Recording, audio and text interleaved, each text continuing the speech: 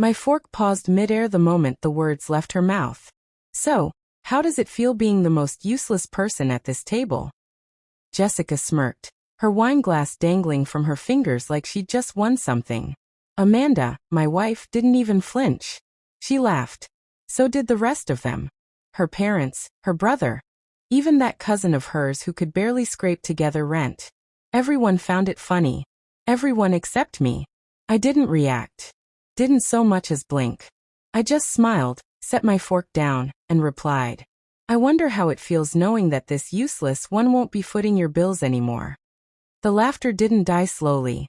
It crashed, abrupt, stunned silence like the sound of glass shattering mid-toast. Jessica's face paled. Amanda shifted, clearly unsettled. But me? I was calm. I'd already lost my appetite weeks ago. Let's backtrack. I loved Amanda.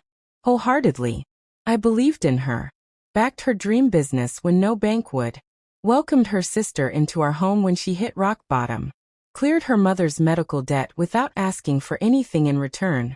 They used to call me the dependable one. Solid. A rock. But behind closed doors? I was labeled something else. Boring, predictable, someone Amanda had settled for. I didn't catch on immediately. The digs were subtle at first. Little jabs disguised as humor. I even laughed with them, like an idiot. But then there were the late-night texts Amanda hid from me. The girls' weekends that somehow lined up with charges from cities she never told me she was visiting. I didn't confront her, not yet. I watched. I waited. 2 months before that dinner, the Real crack appeared. Amanda left her laptop open. Whether she was careless or just didn't think I mattered, I'll never know.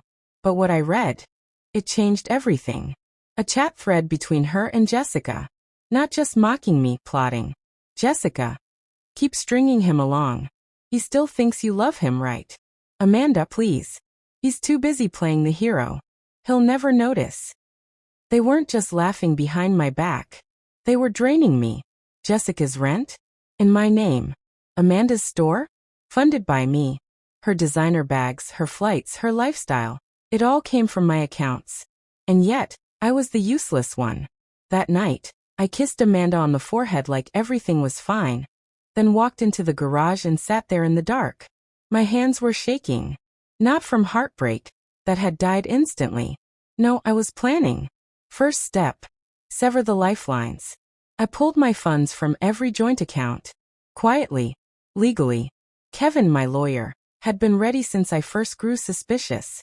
I canceled the credit cards, shut off automatic payments Jessica relied on, updated all my passwords, rewrote my will. Second step. Gather evidence. Phone logs. Screenshots. GPS data. Video from the lobby where Amanda was picking up inventory, but instead met her so-called supplier. I archived everything. Sent duplicates to Kevin, my accountant, even Amanda's own parents. Third step, wait. Wait for the right moment. Which brought us to that dinner.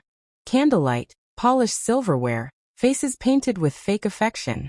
Jessica blinked. What are you talking about? I leaned back, kept my voice even. I mean, starting this morning, your rent isn't covered.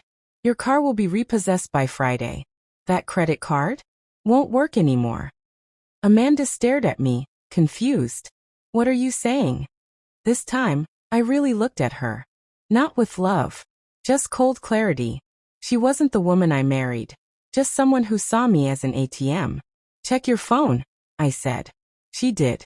Jessica too. Then came the alerts, one after another. Declined transactions. Bank notifications. Service suspensions. Lease terminations. Jessica's phone buzzed again, a lawsuit. Credit fraud. She'd used my name to apply for multiple loans. And then the final blow. Envelopes I'd slipped discreetly beneath each family member's plate. They opened them. Inside evidence. Photos. Screenshots. Chats. Amanda's mother gasped, pressing her hand to her lips. What is this, Amanda? Jessica. Amanda stood up, voice trembling. This isn't fair. I cut in, cool as ever. Fair was me sacrificing everything for people who saw me as nothing more than a wallet. Jessica rose too, indignant. You can't do this. You're destroying our lives. I shrugged. No. I'm just done financing them. And the dominoes fell fast. Jessica lost her apartment within weeks. Tried crashing with Amanda, didn't work. Amanda had her own problems. Her boutique was shut down for unpaid taxes, ones I had quietly stopped covering. She came for my assets next. Too late. The prenup held. Ironclad. And the postnup I had her sign in Vegas? Signed while she laughed and drank. Notarized before she even sobered up.